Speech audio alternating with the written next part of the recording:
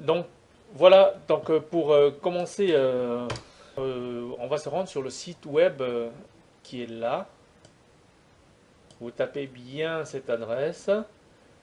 En fait, c'est un interpréteur de PHP en ligne. Vous allez sur Internet et vous pouvez commencer à coder en PHP. Il n'y a pas besoin d'installer un serveur PHP Apache. Voilà, donc c'est très rapide juste pour vous montrer comment on peut très vite coder en PHP. Donc, alors sans plus attendre, on peut taper la commande, une des commandes les plus simples, là, qui est un echo. Donc, echo, ça veut dire tu vas m'imprimer quelque chose sur Internet. Donc, quand on écho quelque chose, c'est une chaîne de caractères. Une chaîne de caractères, c'est entre guillemets, et bon, on va dire bonjour, PHP, et voilà. Donc, si je fais entrer, il ne se passe rien. Donc, il faut faire un run en cliquant ici. Hop, syntax error, unexpected end of file. Oui, en fait, il me dit que expecting, c'est-à-dire qu'il attend quelque chose comme une virgule, un point virgule. En fait, toutes les lignes de code se commandent par un point virgule. Donc, je vais faire un run. Hop, il se charge. En fait, je vais faire une deuxième fois. Voilà, bonjour PHP. Je peux faire une deuxième chose. Au revoir. Hop, je n'ai pas beaucoup d'imagination pour ça, mais je fais un run encore. Bonjour, au revoir. Là, qu'est-ce qui s'est passé? Donc, on a fait deux instructions et c'est dommage parce que c'est collé là. En fait, lui, bêtement, lui, il va imprimer bonjour PHP et ensuite au revoir. En fait, il nous faut, si on veut revenir à la ligne, un caractère d'échappement. Alors, je vais vous indiquer une façon de faire qui est très commune parce qu'il faut savoir que le PHP, en fait, c'est très intégré avec le HTML. Ça veut dire que dans une chaîne, je peux mettre du HTML avec du texte. Par exemple, pour le saut de ligne en HTML, c'est le break qu'on met comme ça. Voilà. Donc, si je fais run, ah, il ne me l'a pas fait. Donc, en fait, c'est parce que j'ai des guillemets et j'ai pas des simples apostrophes. Si j'avais donc il me faut une autre façon, ben, c'est raté. C'est cette façon-là qu'il faut utiliser. Voilà. En fait, donc je ne veux pas vous en parler, mais je vais vous en parler maintenant. Il y a deux façons de faire un caractère retour à la ligne. En fait, c'est donc quand vous utilisez des guillemets, c'est anti/n, et quand vous utilisez des apostrophes, il va falloir utiliser voilà, on peut utiliser le caractère comment dire break. Là, je mets break et ensuite je vais faire un écho fin. Oups. Là, je fais run. En fait, il ne me le prend pas. Alors, je pense que c'est parce qu'il faut concaténer une chaîne. Non plus.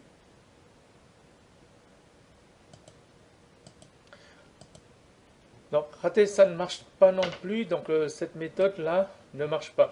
Je vais vous prouver que ça marche en temps normal. Donc, je vais ouvrir un nouvel onglet.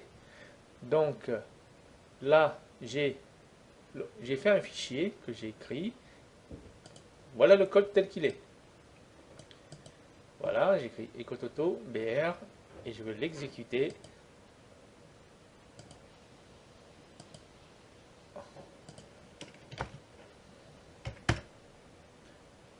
Et voilà, donc j'ai bien un saut à la ligne.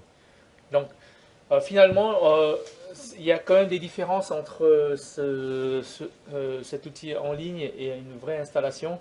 Donc je ne vais pas m'attarder trop sur sur cet outil-là, puisqu'il ne permet pas de gérer enfin, puisqu'il n'est pas le reflet très fidèle d'une vraie installation. Néanmoins, je vais quand même vous montrer deux ou trois trucs de base en informatique si vous n'en avez jamais fait. C'est un petit peu long au début, mais c'est un peu nécessaire. Ok, maintenant qu'on a fait un écho, je vais parler d'un truc assez fondamental aussi, c'est le if, then, else, vous en avez peut-être entendu parler.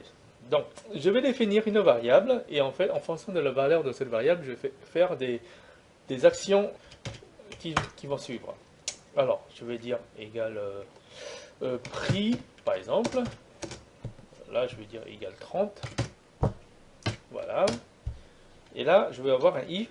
Alors, si prix égale, je mets dans la variable prix le chiffre 30. Donc, if prix égale 30, je fais un écho. Le prix est de 30. Sinon, le prix est différent de 30.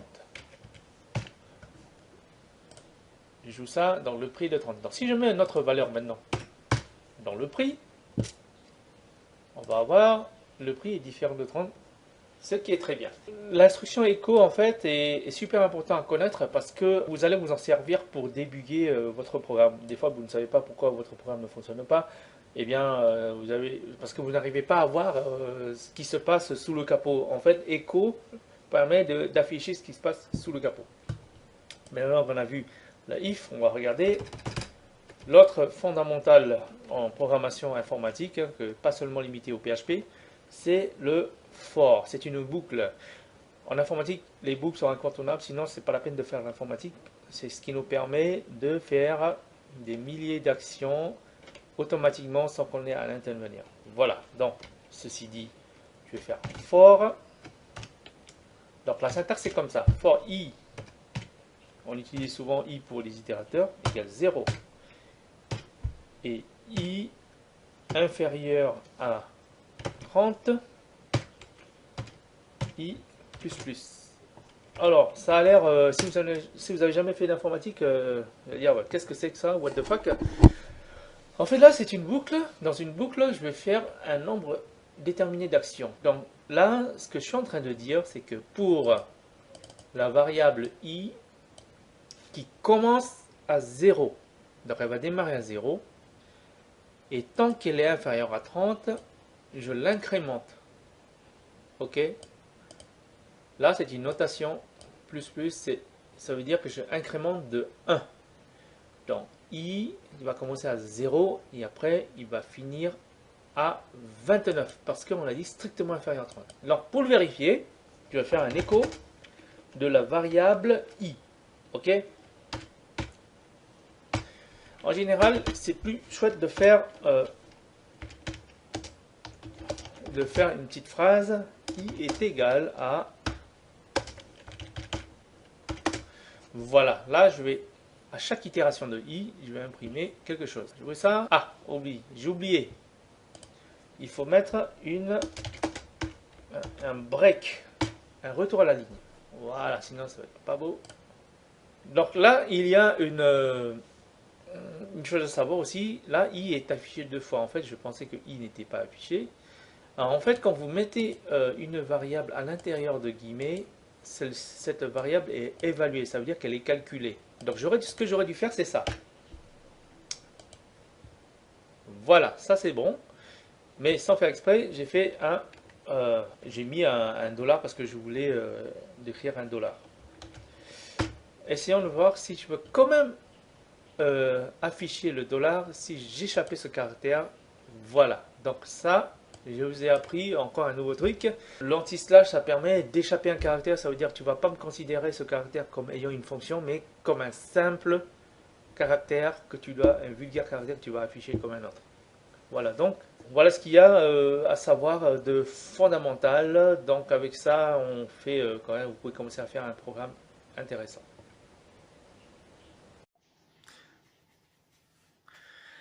Donc on vient de voir les fondamentaux de l'informatique en général, c'est pas seulement au PHP. Voilà, donc c'est imprimer quelque chose, afficher quelque chose, if et les boucles. Donc avec ça, on sait beaucoup de choses sur l'informatique. Bon, Certains me diront que j'ai encore rien montré, mais sachez que ça revient tout le temps dans les programmes informatiques et c'est un peu ce qui fait l'intelligence d'un programme, c'est de savoir faire des décisions et de répéter bêtement quelque chose, qui est propre à l'ordinateur. Donc quand je dis ça, c'est que quasiment j'ai tout dit hein, en fait. Hein. Prendre des décisions en fonction des informations et répéter une action un certain nombre de fois. C'est ce que fait l'ordinateur. Vous avez dû sans doute voir que j'ai fait pas mal, enfin deux ou trois bourdes. Hein, j'ai pas fait une vidéo parfaite, hein, donc j'ai pas cherché à faire une vidéo parfaite en fait parce que je voulais que vous sachiez que quand on code, on n'a pas le programme qui marche dès le début. Donc c'est à force de corriger et des fois l'informatique ça pardonne pas. On oublie un point virgule et rien ne marche. Hein. Donc ça il faut aussi le savoir. C'est quand même une école de la rigueur et il faut vraiment penser à tout, rien n'oublier, sinon la machine se grippe. Et donc, ce que je veux vous dire, c'est que c'est tout à fait normal de se tromper. Et vous verrez plus tard, des fois, je dois me référer à la documentation sur Internet parce que j'ai oublié la définition d'une fonction, j'ai oublié comment faire, mais c'est tout à fait normal. Tous les gens font ça et voilà, donc il n'y a pas de problème. L'informatique, c'est des erreurs et on réessaye et puis jusqu'à obtenir le résultat qu'on veut. Même pas forcément avec le code le plus pur. Hein, hein. Ce qui compte, c'est que ça marche avec d'assez bonnes performances. Voilà. Donc là, je vous ai montré avec un, un outil en ligne qui sait interpréter le PHP, mais vous avez vu, il est un peu limité, il n'est pas très fidèle à une vraie installation de PHP. Donc, ce que je vous propose, c'est que sans doute vous n'avez pas encore installé WAMP. C'est une manip à faire qui prend quelques temps. Ce que vous pouvez faire, si vous avez déjà un site web, vous pouvez utiliser votre site web actuel si vous y accédez. Hein. C'est-à-dire que si vous avez un accès FTP à un de vos sites web qui tourne sous PHP, un WordPress par exemple. Dans ce cas-là, vous pouvez créer un petit répertoire et mettre vos scripts PHP à l'intérieur pour tester. Je montrerai ça. Donc, mais la finalité, c'est quand même d'installer WAMP. Je vous montrerai un peu plus loin comment le faire et comment le paramétrer pour avoir vraiment un environnement de développement dans lequel vous allez développer de façon confortable. Voilà, donc prochaine vidéo, on va aborder des choses un peu plus pratiques, un peu plus en rapport avec le web. On va essayer très vite de faire quelque chose avec quelques instructions PHP. Si vous ne l'avez pas encore fait, vous pouvez vous abonner à la chaîne pour être informé des nouvelles vidéos et voilà. Donc je vous dis à bientôt.